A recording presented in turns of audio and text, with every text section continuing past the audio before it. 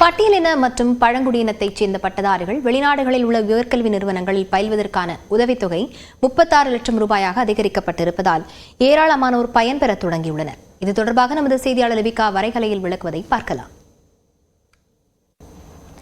தமிழக அரசு கல்விக்கு என்று பல்வேறு திட்டங்களை அமல்படுத்தி வருகிறாங்க. குறிப்பாக புதுமை பெண் திட்டம், நான் முதல்வன் திட்டம், காலை உணவு திட்டம் என பல்வேறு திட்டங்களை அமல்படுத்தியிருக்கக்கூடிய நிலையிலும் பட்டியலின மற்றும் பழங்குடியின மாணவர்களுக்காக பல்வேறு திட்டங்களை அறிமுகப்படுத்தியிருக்கிறாங்க. அதே போன்று கல்வி உதவித்தொகை என்பது பட்டியலின மாணாக்கர்களுக்காக கொடுக்கப்பட்டிருக்கின்றது. SC ST மாணாக்கர்களுக்கு என்ற உயர்கல்வி வெளிநாடுகளில் சென்று படிக்கக்கூடிய மாணாக்கர்களுக்கு என்று கல்வி உதவித்தொகை என்பது தற்போது மறுசீரமைப்பு செய்யப்பட்டு 36 லட்சமாக உயர்த்தப்பட்டு இருக்கின்றது. குறிப்பா SC ST மாணாக்கர்கள் வெளிநாடுகளில் சென்று படிக்கக்கூடியவர்களுக்காக இந்த திட்டம் என்பது கடந்த 2006 முன்னாள் முதல்வர் மறைந்த கருணாநிதி அவர்களாக முதலில் அறிமுகப்படுத்தப்பட்ட திட்டம் தான் இந்த திட்டம். தொடர்ந்து இந்த திட்டம் பெற்றோருடைய ஆண்டு வருமானம் என்பது 2.5 லட்சத்துக்கு கீழ் இருந்தால் 25 லட்சம் வரை அவர்களுடைய இந்த உதவித்தொகை கல்வி உதவித்தொகை என்பது வழங்கப்பட்டு வந்தது.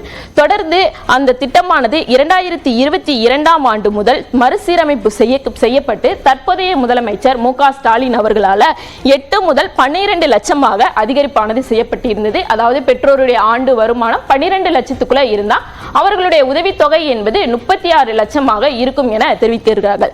இதன் மூலம் இந்த உதவித்தொகை என்பது உயர்த்தப்பட்டிருக்கின்றது. தற்போது தொடர்ந்து இந்த திட்டத்தை பொறுத்தவரை 2022 வரை 25 லட்சம் மட்டுமே இந்த கல்வி கடன் என்பது ஈர்க்கப்பட்டிருந்த நிலையில் தற்போது இந்த கல்வி கடன் என்பது அதிகரிக்கப்பட்டிருக்கின்றது.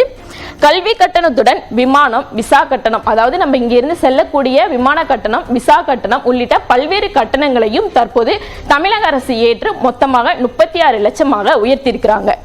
அதே மாதிரி கேரளாவில் இதே திட்டம் தமிழகத்தை ஒப்பிடும்போது மற்ற மாநிலங்களில் கேரளாவில் அதற்கு அடுத்தபடியாக 25 லட்சம் வரை அந்த கல்வி உதவித்தொகை என்பது வழங்குறாங்க. அதே போன்று தெலுங்கானாவை பொறுத்தவரை 20 லட்சம் ஒரு மாணவருக்கு அந்த கல்வி உதவித்தொகை என்பது வழங்கப்பட்டு வருகின்றது. தமிழகத்தை மட்டுமே அதிகபட்சமாக இந்த கல்வி தொகை என்பது வழங்கப்பட்டு வருகிறது. தொடர்ந்து கர்நாடகாவை பொறுத்தவரை 2 ஆண்டுகளுக்கு பட்டியலின மற்றும் பழங்குடியின மாணவர்களுக்கு என்று 20 லட்சம் என்பது வழங்கப்பட்டு வருகிறது. தமிழ்நாட்டில் 2006 முதல் 2021 வரை இந்த திட்டத்தின் கீழே 9 மாணவர்கள் மட்டுமே பயனடைந்திருந்தார்கள். தொடர்ந்து 2022 ஆண்டு மறுசீரமைப்பு செய்யப்பட்டதற்கு பிறகு இந்த திட்டத்தின் மூலம் கிட்டத்தட்ட 100 மாணாக்கர்கள் இதன் மூலம் பயனடைந்திருக்கிறார்கள். தொடர்ந்து வெளிநாடுகளில் சென்று படிக்கக்கூடிய மாணாக்கர்கள் மட்டுமின்றி அதே போன்று மத்திய அரசால் வெளிநாடுகளில் செல்லக்கூடிய, அதாவது மத்திய அரசு கீழ் இருக்கக்கூடிய கல்வி நிலையங்களுக்கும் தமிழக அரசு சார்பில் கல்வி உதவித்தொகையான வழங்கப்பட்டு வருகிறது. அந்த கல்வி உதவித்தொகை என்பது அதிகபட்சமாக 10 முதல் 13 லட்சம் வரை அந்த கல்வி உதவித்தொகை என்பது வழங்கப்பட்டு வருகிறது.